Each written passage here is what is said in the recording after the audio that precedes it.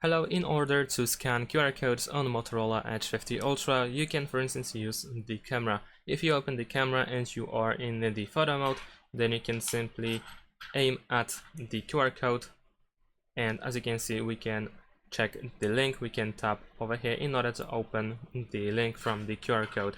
In addition to that, you can also open the quick access, so swipe from the top to the bottom twice over here, and then you can scroll through all those pages in order to find the QR code scanner. And you can also use it in order to scan the QR code, and as you can see it works pretty well as well. We can see the link and we can open in the browser.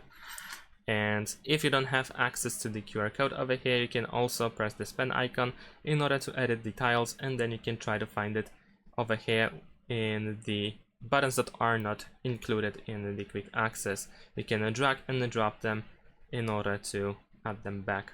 And that's it. Thanks for watching. Leave a like and subscribe to my channel, and see you in my next videos. Bye.